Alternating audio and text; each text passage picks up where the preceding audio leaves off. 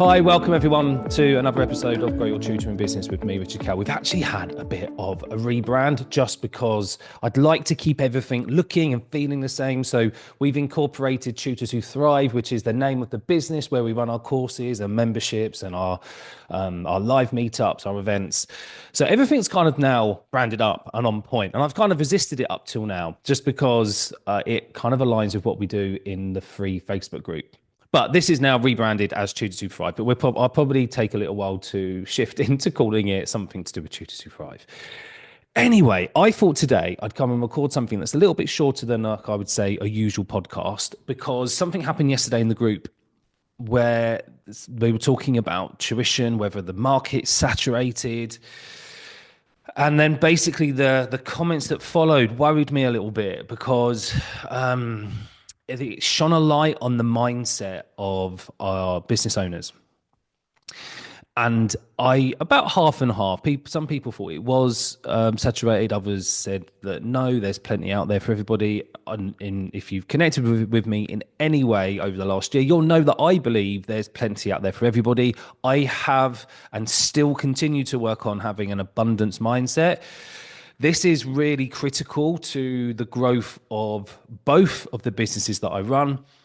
But I think it's critical for everybody to start to consider. Now, there are a number of ways of doing this. This is just maybe just like through affirmations, like there's plenty for everybody. The more you do that and the more you tell yourself this, you'll see more opportunities. This is kind of like level one of manifestation. I don't know how you feel about manifestation. I'm always a little bit on the fence about talking about it. I do believe that we can use the power of the universe to grow our business. However, I say like level one is to be able to think it. Level two is actually to take the right actions. So the action right now for people who are struggling with abundance is just to start to think that there is something out there for you, and then you can start to spot it. So manifestation is this kind of weird thing where we have to accept that good things can happen before we can even spot them. And we have to work on that up front. And it's not easy. Like I was always a massive skeptic of this because it felt like what people were saying online was like, well, if you just dream of a Ferrari will just appear. That's complete rubbish, right? Let's be honest. It's just called out the BS. That's not true.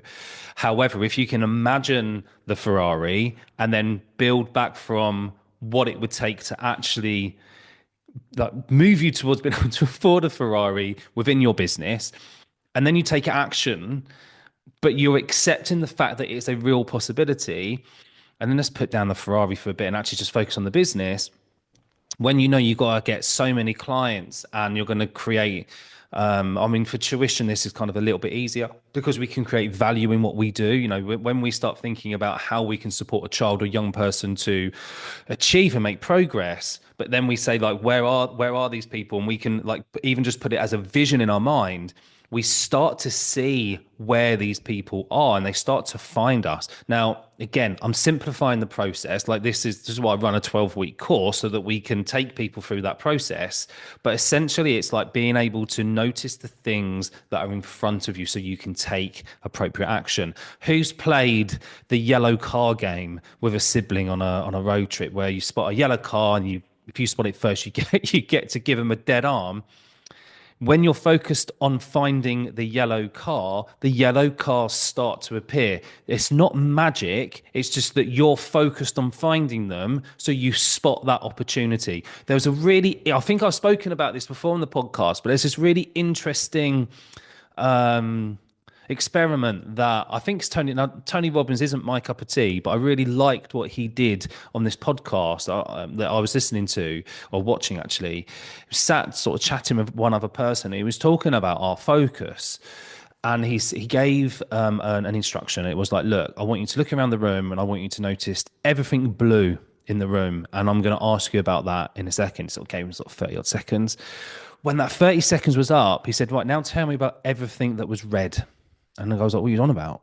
I only know the blue things. He's like, but this is the point. Like this room is full of blue things and red things. But when you're focused on one thing, you see it and you ignore everything else around you. Your brain does this and sort of magical thing.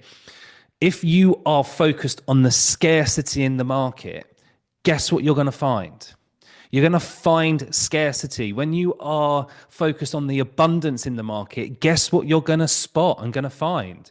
You're going to find the abundance. It's there for you if you want it. So, in a really basic way, it's about where we put our energy, it's about what we're focusing on. And then the opportunities, they don't just arrive, but you're more open to them. And you're a bit like the yellow cars suddenly start appearing. So will clients. As well as you being able to recognize all the blue items in the room, because that's what you're focusing on, you'll be able to spot where the opportunities are in the market for you. And so this is really key, that we move away from being scared and have this scarcity mindset, that we move towards being way more abundant. It will not be the magic wand, and what you do today doesn't really work for tomorrow. It's a month away or 2 months away. But if we can just start to get 1% better at this every day, you're going to see your business transform. You're going to see your attitude and mindset start to move in the way where it's going to be way more positive for you. I also just want to kind of get into like why this is a good industry. It's a growing industry, that we shouldn't be scared of a saturated market, because I don't believe that to be true.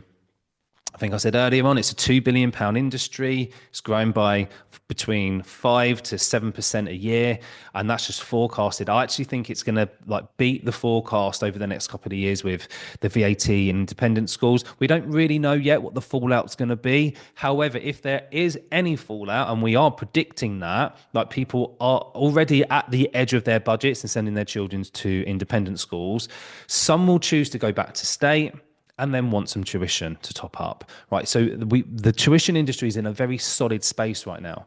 The highest estimation of what the tuition industry is worth in the UK is around about 7 billion. So there's this kind of window of the lowest, which is 2 billion, to the highest, which is about 7 or just over 7 billion. It's obviously going to be somewhere in between those two numbers. But and I think the 7 billion one would include everything that's out there, including what schools pay, the OTAS packages that you can get, and home education, and all the private education stuff that we do. Whereas the 2 billion one definitely excludes some of that stuff, because it's some of the OTAS money that out there is worth quite a lot of money, probably almost equal to it, if I'm honest. And there's a lot of untapped resources out there as well, where there isn't enough people bidding for this work. So much work out there at the moment.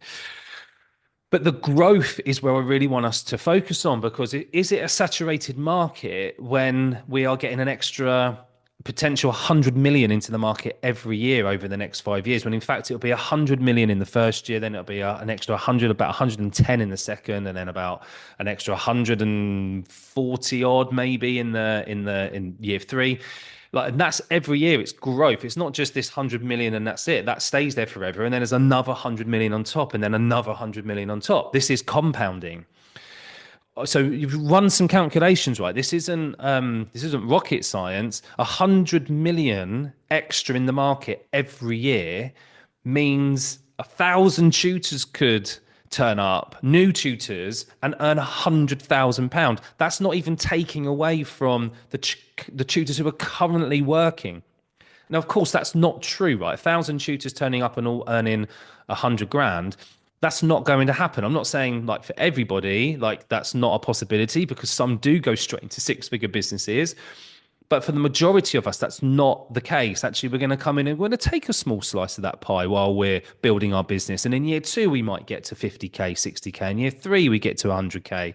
Be a really sensible way to grow a business. But I don't want to put limitations on people. Some people can get there really, really fast.